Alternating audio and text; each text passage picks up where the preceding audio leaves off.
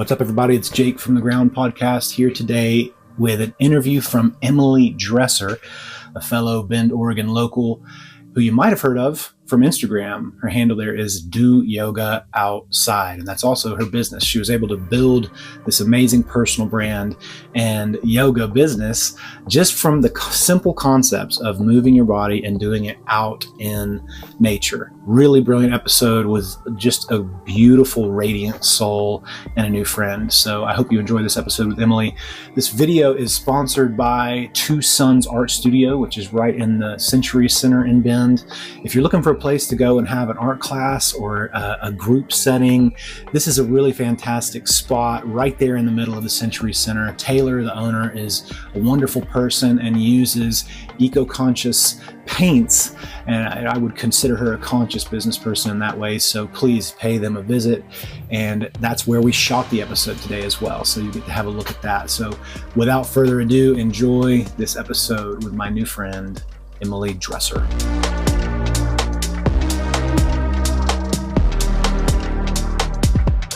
All right, today we're in Two Sons Art Studio in the Century Center in Bend, Oregon with Emily Dresser from Do Yoga Outside.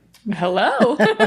Welcome to the show, Emily. Thank you so much for having me. Yeah. So happy to be here at Two Sons. It's a joy. I have a little outline we're going to run from, but I just want people to learn about you and, not to be too flattering and pandering right off the bat, but like I just feel like being new to Bend, I've only lived here for a little over a year. I just feel like I haven't really met anyone yet that embodies the spirit of the place more than you do.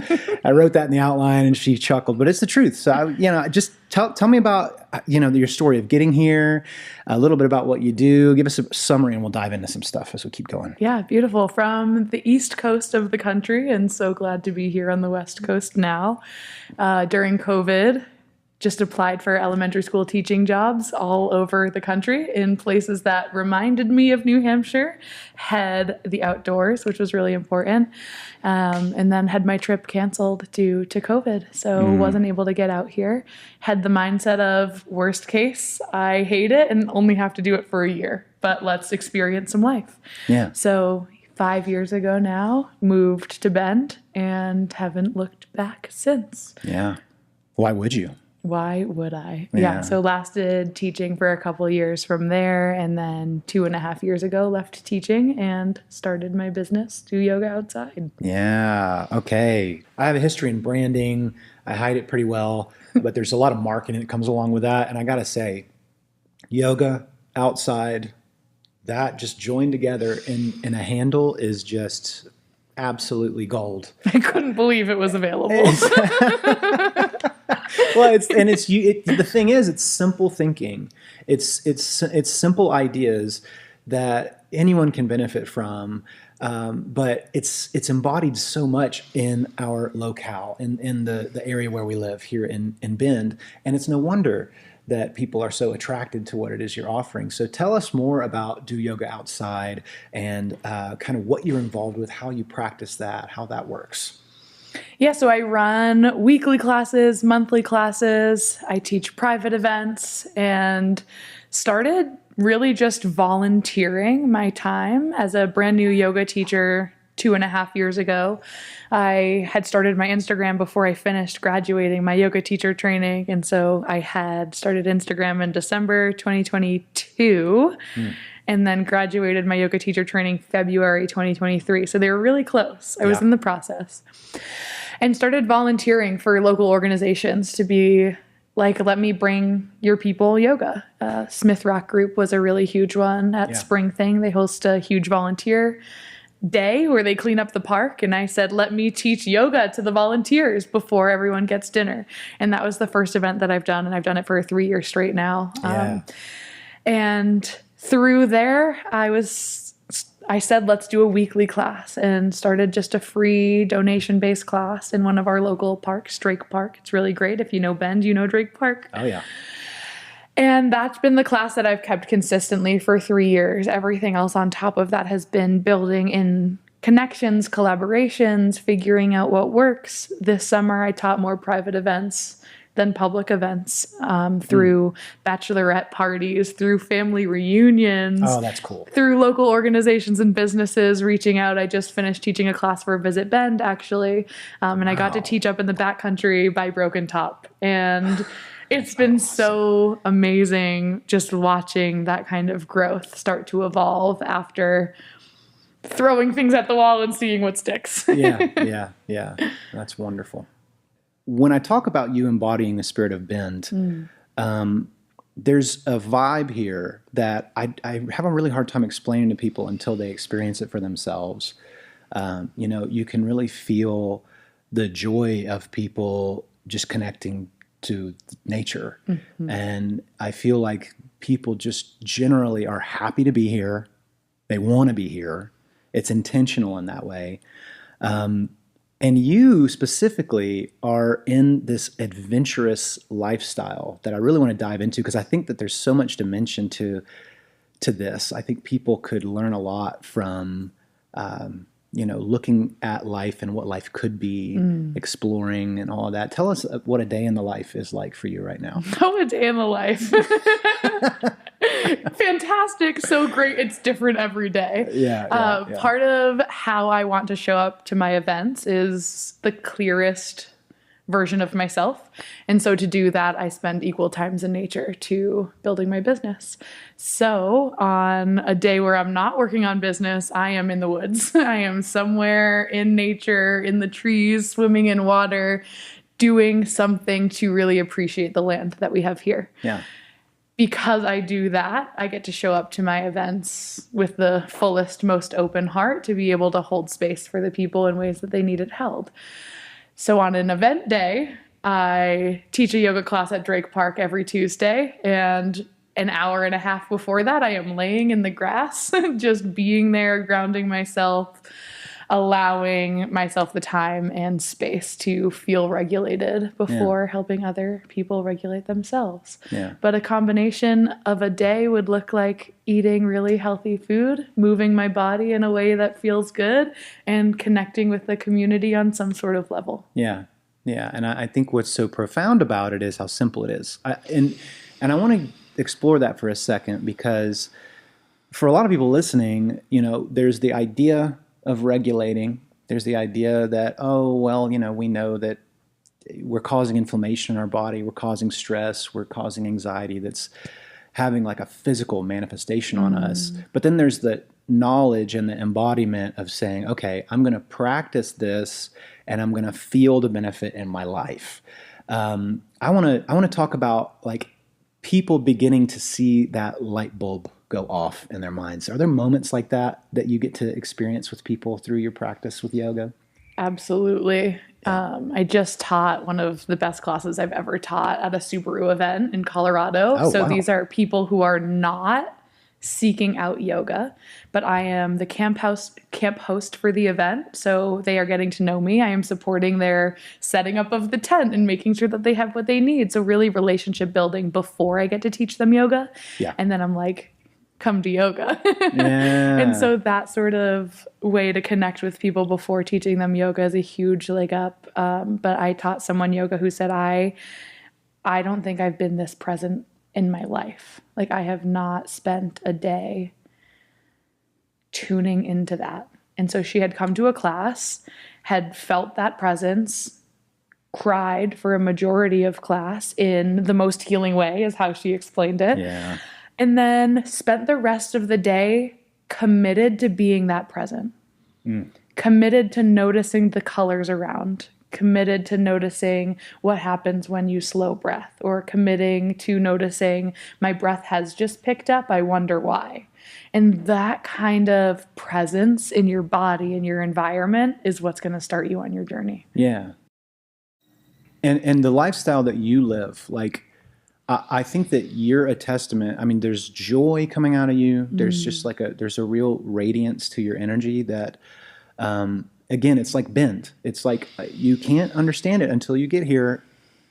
Come visit, But once you do, like, you know, I don't know. It's almost like there's a veil that gets thinned where you start to realize the separation you've had from life itself in the hustle of just trying to make enough money to keep up with whatever, beauty standard or standard of living that people have started to adopt. And it's really compelling to see such a beautiful example of an alternative. Mm-hmm. And I grew up there. I grew up with materialistic things are important. We are buying things. We're going out shopping on a Saturday, and that's how we're spending our time, or we're binge watching TV shows. And it's been so much shedding of that to be able to access this slow lifestyle. Yeah. It's been disappointing people who have these expectations of what my life could have, should have looked like. Yeah. And those just aren't the versions of me that make me the joyful, happy self that I am. Yeah. Yeah. No, that's it. Yeah. That's it. And the creating the life where I am living below my means. That was really important when I was leaving teaching, to be able to support me starting a business.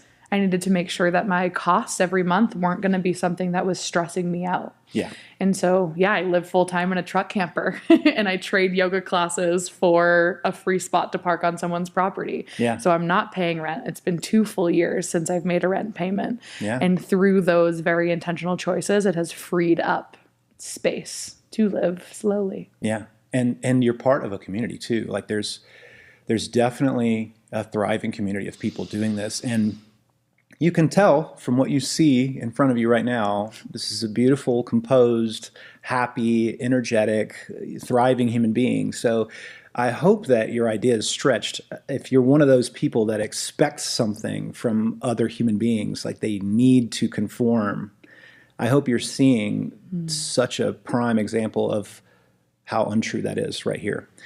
Okay, yeah. So living yoga outside, I want to hear what makes outdoor practice feel unique and alive compared to doing it inside in a studio. Yeah, I healed myself through this process. After leaving elementary school teaching, I was the most dysregulated I've ever been. My mental health was in the poorest state it had ever been. Yeah. I felt so much guilt leaving the profession, knowing that I was good for these kids. I was good at my job. And to make the intentional choice to leave consumed me with guilt. Yeah. And so every day I went outside to practice yoga. I was like, I'm going to take myself outside to the stunning locations that we have here in Bend. And every single day I'm going to move my body in a way that feels good. Yeah. And I started feeling the magic of what happens when you do that. Yeah. And specifically when you're outside, there's already a level of presence, whether you're aware of it or not, that there are birds chirping. You are tactilely touching the ground, the trees, and there's so much to experience there. And then when you tie that to the practice of yoga, where you're mindful, you're breathing, you're moving your body in ways that feel good if you're taking good yoga classes. Yeah. Mm-hmm. You did, right? Mm-hmm. Absolutely.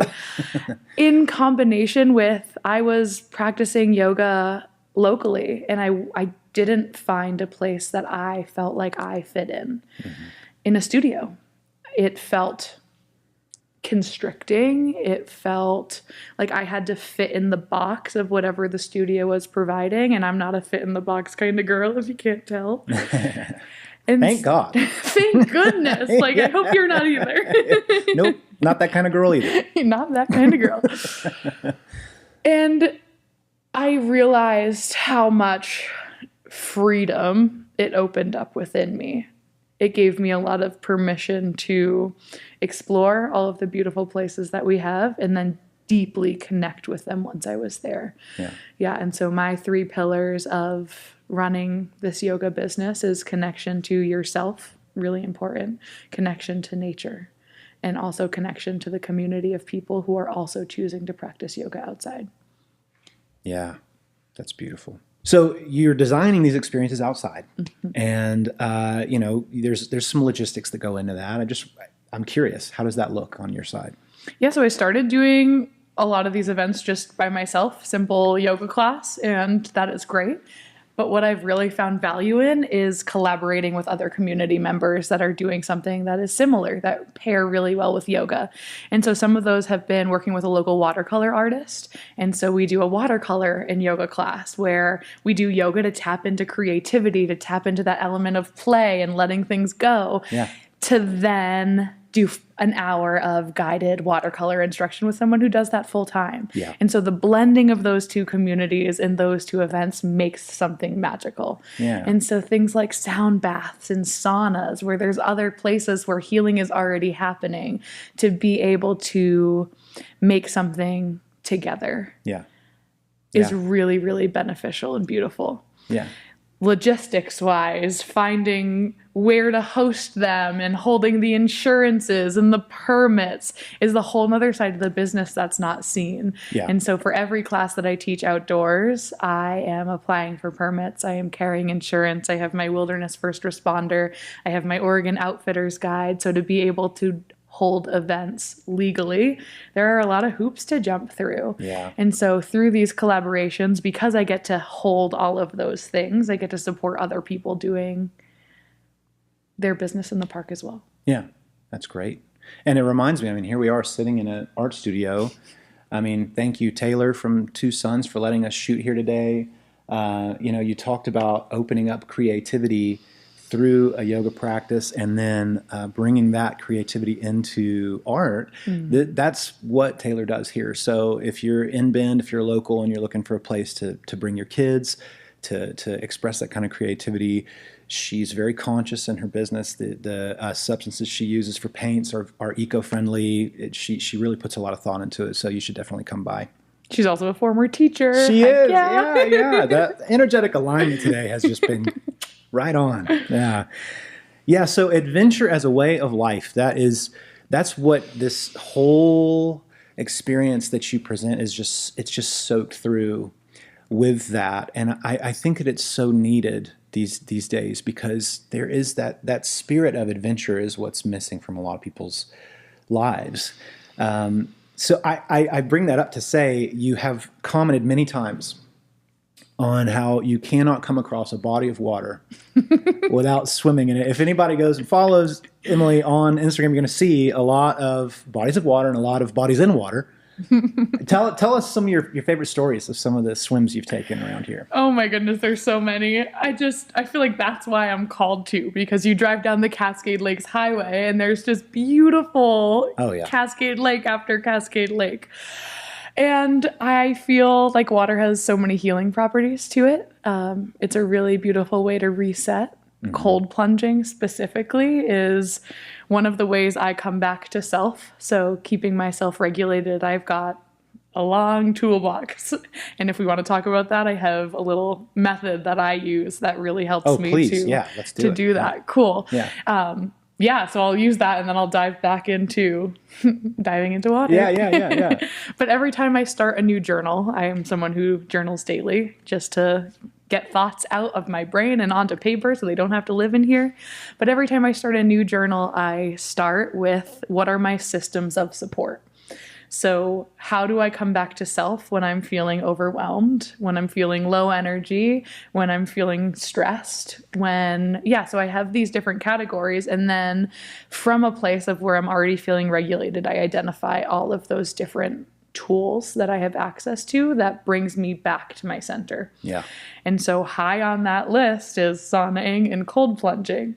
And so just knowing that that is a beautiful way to just reset my system. I look at a lake and I'm like, how can you not swim in it? First off, it is beautiful. The clearest waters I've ever seen are here in Oregon. It's unbelievable. Growing up in New Hampshire, we have lakes. You can't see your foot once you stick it in there. The alpine lakes that we have here are crystal clear. The water's so inviting.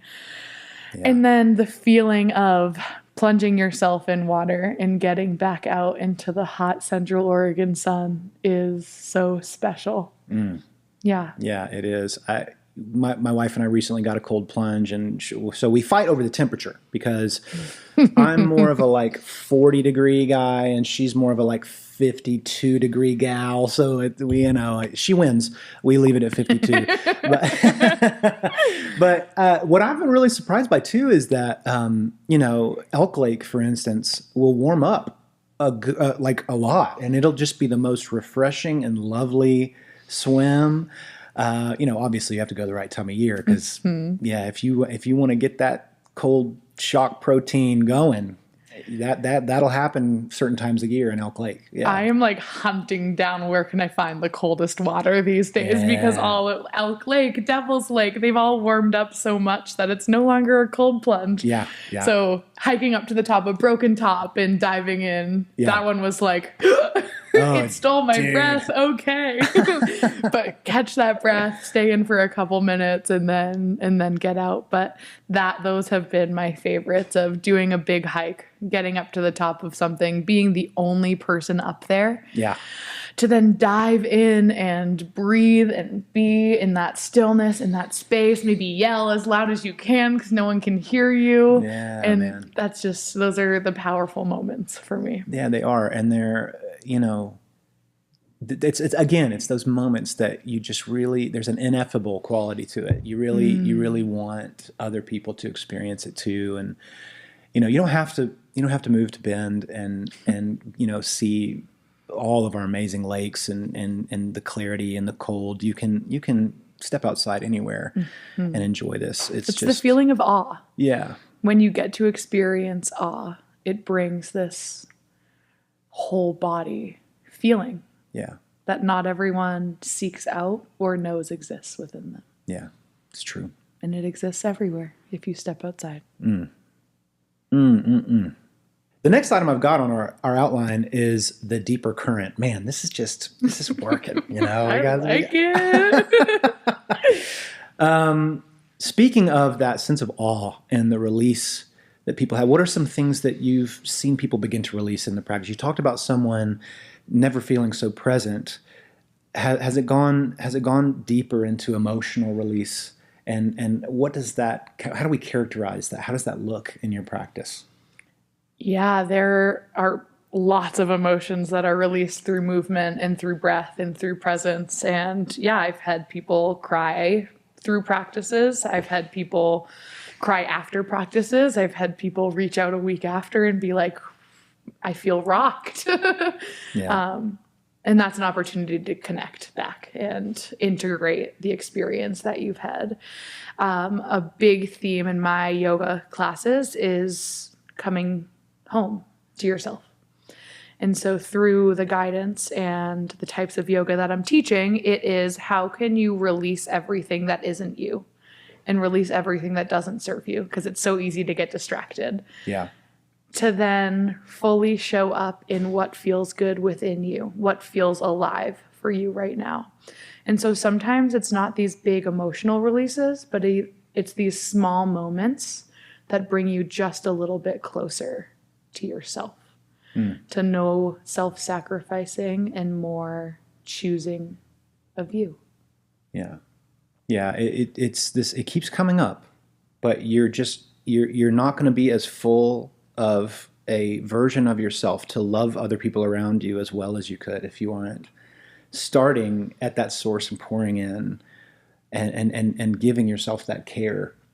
And I think that there's a lot to it. We could get into this in other episodes in the future, but there's just a lot of things that people deal with that hold them back from these experiences. So if there's something that's holding you back from even opening the doorway to this, I would just encourage you to just get over that little hump first. Just give it a shot, try some breath work with somebody, do a yoga class with Emily, get it going and feel the benefit and realize that your best loving self for the world starts there.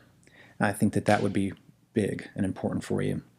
Yeah, healing doesn't have to be this heavy thing. It can really be lightweight. And I think that there's so much in nature to bring about that healing in us. How would you say that nature has been a teacher to you in your practice? Yeah, so nature is when I feel the most me. I feel the most connected to myself, my spirituality, everything is when I'm out there, and the deeper that I go out into the woods, the deeper I feel that sense of connection. Being able to witness what nature has, and as nature is intended for us to witness in its simplicity and its rawest form, has a lot to teach us about ourselves in our own form and how we show up. Of nature just does. Mm-hmm. Nature's not expected to do these things. The second you expect nature to do things is when you start getting into dangerous situations, as nature is always changing. Yeah. And so if we take that flow of nature and bring it into ourselves, of we are exactly what we need already. And from that lens of shedding, it is what doesn't serve you. It brings you closer to the version of yourself where you can just show up as you are, that clean slate, and invite in what does feel good. In combination with, we have the privilege of witnessing nature to the level and the capacity that we get to as humans. Yeah. And so through our own eyes and our own consciousness, we get to see every color. We get to notice the different shapes. We get to notice how things change as they change. Yeah. And so that level of noticing and seeing nature for as it is really unique to the human species. And so to be able to tap into that and fully honor and recognize feels really important. Yeah, I absolutely agree. And I think that when you begin to realize that this oneness that you have with the rest of nature, that you are a result of nature, no matter how spiritual or not that you are, you're part of the entire process. Your humanity isn't a divorced experience from the rest of what's happening around you, or at least it doesn't have to be. So yeah, I've seen these videos of bears looking at the sunset recently, and felt such a connection to that experience.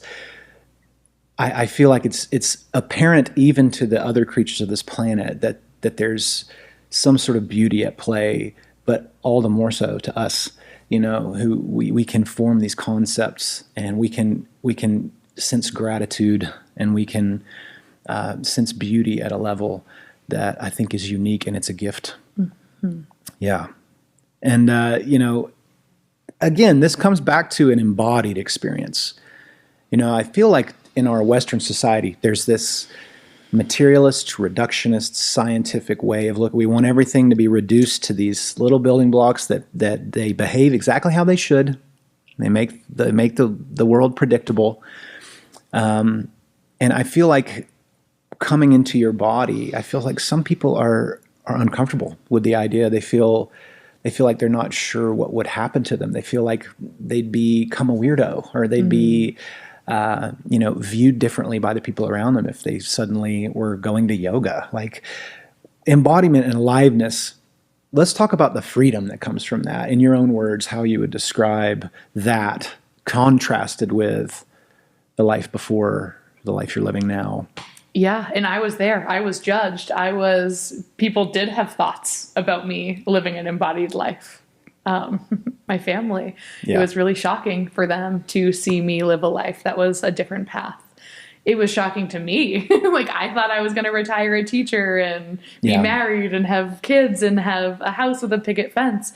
And that is what I thought, until I allowed space for myself to make choices from within versus those decisions being made from societal expectations. And that embodiment can feel scary because it's unknown. Yeah. And there's a lot of self-trust to learn to make it feel safe inside of you. But being inside of yourself and having those conversations and really tuning in is the safest place you can be.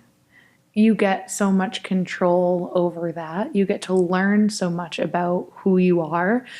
And the learning of who you are doesn't mean you have to make any changes. But it does mean you get to understand yourself on a deeper level. And from that understanding yourself on a deeper level, you'll start to notice shifts in what does feel right and wrong in your body. Yeah. Yeah, absolutely. Wow.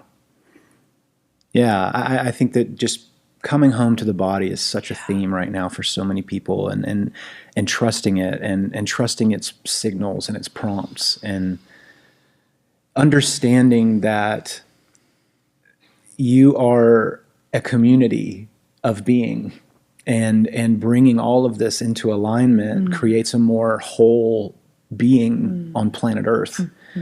It's beautiful. And there are so many different parts that make you up. And so understanding that some of these parts are from expectations put on me that aren't actually me. And so it's really important while you're in this sort of journey work, or while you're starting this healing journey, is that you do have mentors, therapists, counselors, yoga instructors, breathwork facilitators that help guide you in healthy ways to understand, because you will have physical sensations come up and you're like, oh, I'm like, my shoulders feel tight today. Yeah. And that might be it. But when you're working with a facilitator, they're like, okay, what weight are you carrying in your shoulders? There's a connection to body here. Yeah. Let's explore that and learn that more. And that's a whole new learning process in itself. Yeah. And it's a really fun one to do, because it does get you so much more in your body. And then you start to learn about these physical sensations that come up that are connected to your mental awareness and your emotional body and your energetic body. And it's a really fun experience, but making sure that you have a team of people, a team of community that will help you explore in a super curiosity forward way. Yeah. Curiosity.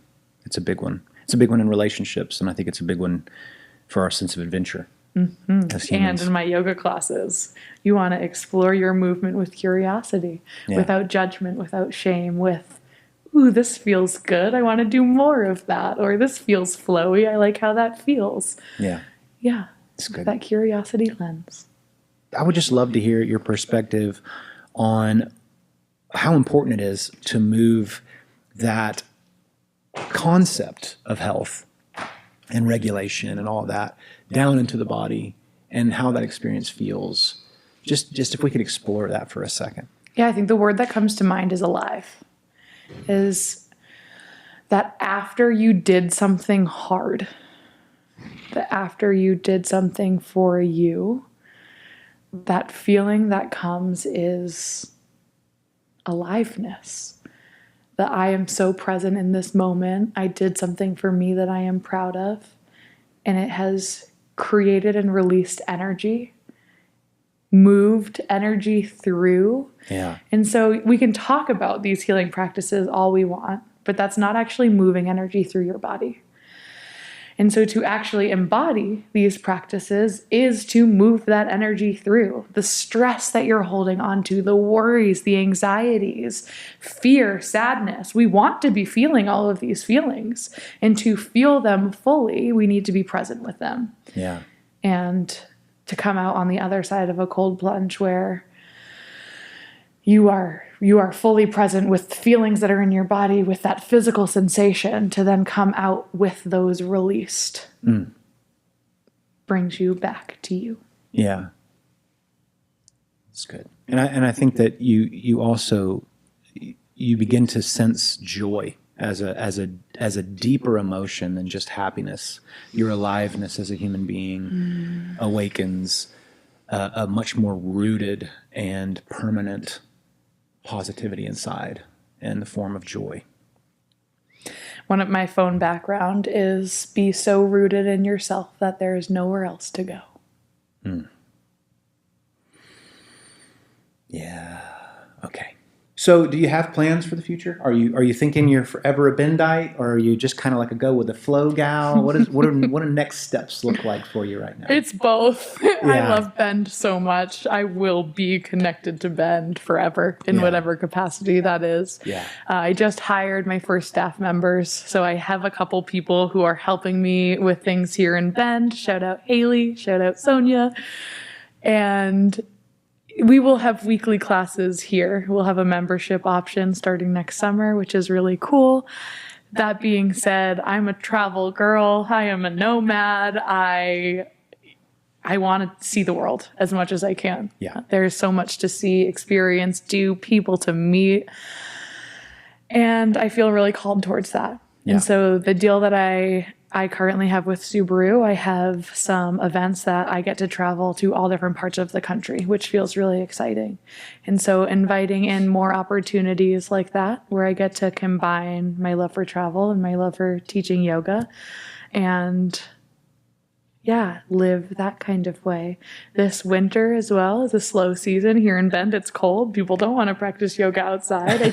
We'll teach a couple indoor classes. Oof, I've only taught 11 total inside. A knife to the heart. Inside. I know. Like, as long as we have a good view and some plants, Yeah, we'll be okay. Yeah, that'll be okay. We can do that. We will be fine.